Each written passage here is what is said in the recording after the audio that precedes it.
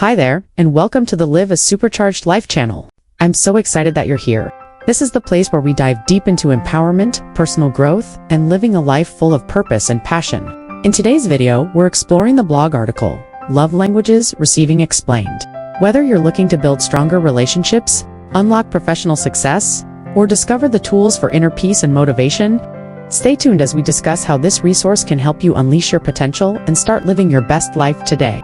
Don't forget to like, subscribe, and hit that notification bell so you never miss out on new ways to supercharge your life. Let's dive into it. Hey there! Today we're diving into something that can completely transform your relationships. Love languages. You know that feeling when you're trying your best to show someone you care, but somehow the message isn't getting through? Well, there's a fascinating reason for that, and it all comes down to understanding how we receive love. Dr. Gary Chapman discovered that we all have different ways of feeling loved and appreciated. Think of it like speaking different languages. If I'm speaking French and you're speaking Japanese, we might have trouble understanding each other, right? The same thing happens in relationships when we don't speak each other's love language. Let's break down these 5 love languages, because understanding them could be the key to deeper, more meaningful connections in your life.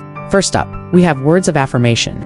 For some people, hearing "I love you," "I'm proud of you," or even a simple thank you means everything. It's not just about empty compliments, it's about verbal expressions that make someone feel valued and appreciated. If this is your partner's love language, your words have incredible power to lift them up or bring them down.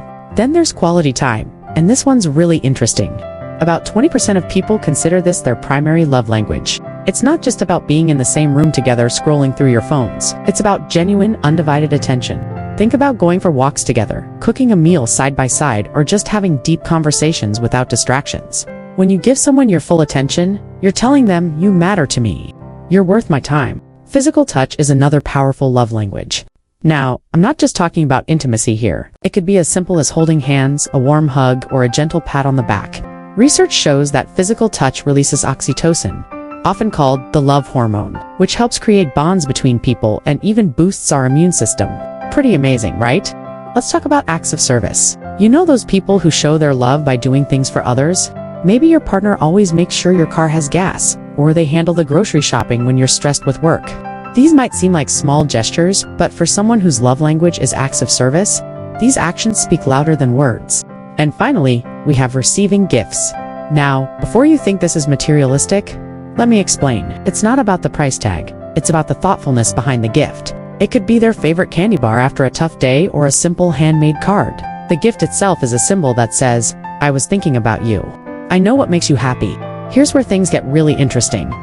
Mismatched love languages. It's super common for partners to have different primary love languages, and this can lead to some real challenges. Imagine you're showing love through acts of service, doing everything you can to make your partner's life easier, but they're wondering why you never say "I love you," because their language is words of affirmation. See how this could create confusion? But don't worry, having different love languages isn't a relationship death sentence. In fact, it can be an opportunity for growth. The key is understanding and making an effort to speak your partner's language, even if it doesn't come naturally to you. So, how do you figure out your own love language? Start by thinking about what makes you feel most loved and appreciated. What actions from others really fill your emotional tank? What do you find yourself asking for in relationships? The answers to these questions can give you clues about your primary love language. Here's something fascinating. Your love language can actually change over time. Life experiences, personal growth, and different relationships can all influence how you prefer to receive love. That's why it's important to keep the conversation open with your partner and regularly check in about each other's needs. Let me share some practical tips for putting this knowledge into action. If your partner's love language is words of affirmation, make it a point to express your appreciation daily. Set a reminder if you need to. For quality time lovers, schedule regular date nights without phones or other distractions. If they value physical touch, simple gestures like holding their hand during movies or giving them a hug when they come home can make a huge difference. For acts of service, pay attention to what stresses them out and find ways to lighten their load. And if their language is receiving gifts, remember that thoughtful, meaningful presents don't have to break the bank. They just need to show you understand and care about what makes them happy. The most important thing to remember is that love languages aren't about keeping score or following a strict rule book. They're about understanding yourself and your partner better, and using that knowledge to create stronger, more fulfilling relationships. Think about it this way. When you learn to speak your partner's love language, you're essentially giving them love in a way that truly resonates with them. It's like having the right key for the right lock.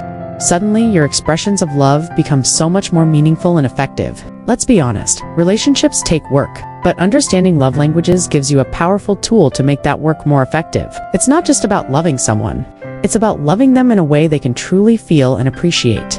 Before I wrap up, here's a challenge for you this week. Try to identify your own primary love language and that of someone close to you.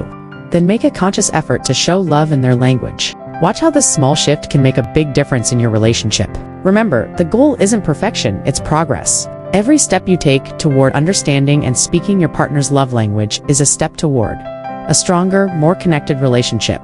Thank you for diving into the world of love languages with me today. Understanding these concepts has the power to transform your relationships, whether they're romantic, familial, or friendships. Keep learning, keep growing, and most importantly, keep loving in ways that truly matter to the people in your life. Thank you for being here. If this video inspires you or sparks new ideas, go ahead and give it a like. It really supports the channel. Share it with someone you care about who's on their own journey of growth, and let me know your thoughts in the comments. I love hearing from you. And if you're not already part of our community, hit subscribe and turn on the notification bell so you never miss a chance to supercharge your life.